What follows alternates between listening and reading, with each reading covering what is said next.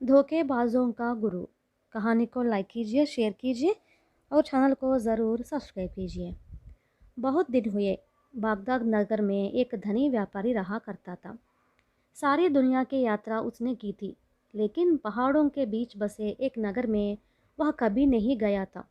उस नगर से आए एक यात्री से मुलाकात करने का मौका उसे एक बार मिला।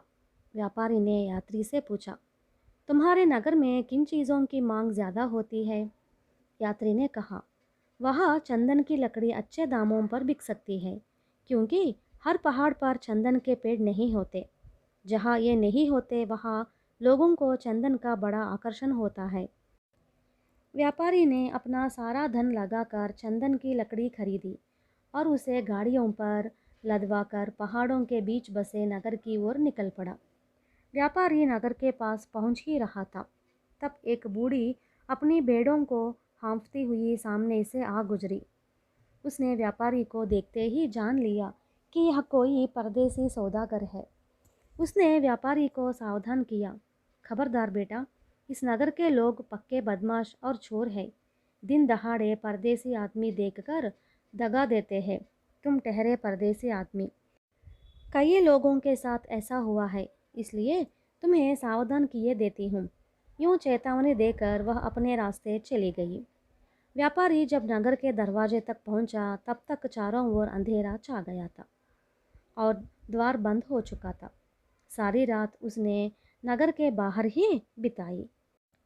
सबेरा होते ही द्वार पार करके वह नगर के अंदर घुसा ही था कि एक आदमी ने उसे देख उससे परामर्श करते हुए कई प्रश्न किए।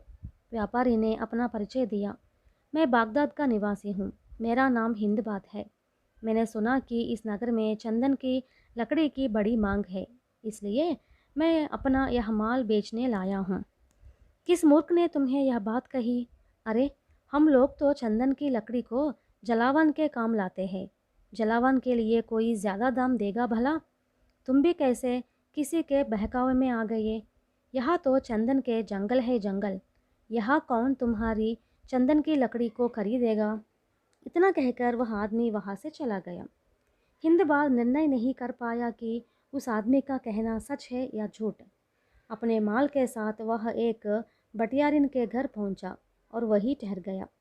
इसके बाद जब वह उस मकान के बाहर आंगन में पहुंचा, तो देखता क्या है, नगर द्वार पर मिला वह आदमी एक और आदमी के साथ उसी अहाते में चूल्हा जलाकर रसोई बना रहा है। जलावन के रूप में चूल्हे में चंदन की लकड़ी जल रही थी। यह देख व्यापारी का कलेजा कांप उठा। हाँ, उस व्यक्ति का कहना ज़रूर सच है।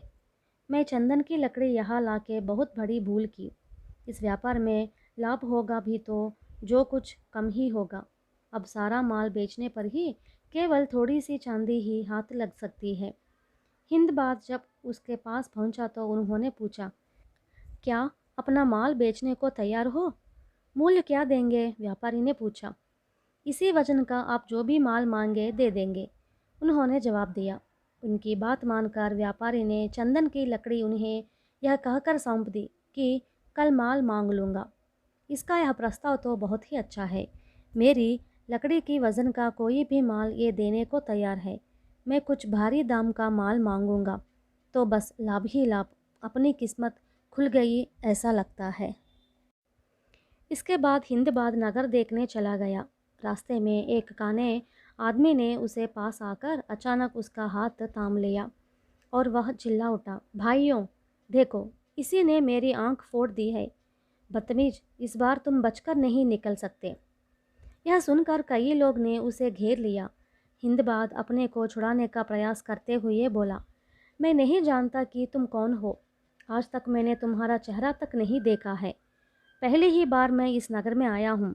मैंने कब तुम्हारी आंख फोड़ी? यह तो अंधेर नगरी लगती है।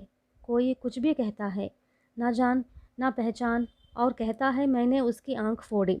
यह कहाँ का न्याय है? मगर वह इकट्ठा लोगों ने काने का समर्थन किया और यह निर्णय किया कि व्यापारी काने को पैसे दे दे। व्यापारी ने यह कहकर तुरंत अपनी जान छुड़ा ली कि ठीक है, कल देखेंगे। मगर उस खींचातानी में हिंदबाद के पैर का एक चक्कर चप्पल टूट गया। समीप में ही बैठे मोची के पास जाकर उसने उसे चप्पल दुरुस्त करने को कहा। कितना देंगे? मोची ने पूछा। तुमको खुश कर दूं तो पर्याप्त है ना? यह बात मोची ने मान ली।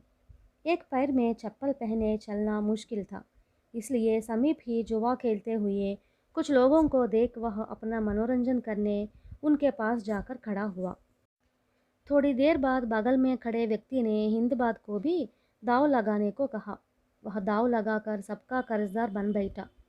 इस पर उसे प्रोत्साहित करने वाले ने शर्त रखी, तुम या तो समुद्र का सारा पानी पी जाओ या तुम्हारे पास जो भी धन है उसे हमें दे दो। जल्दी निर्णय कर लो। कल तक मोहलत दे दो तो मैं निर्णय कर लूँगा। यह जवाब देकर व्यापारी बुरे हाल पर पछताता हुआ सड़कों पर चला रहा था। दूसरे पार्ट में सुनेंगे आगे क्या हुआ।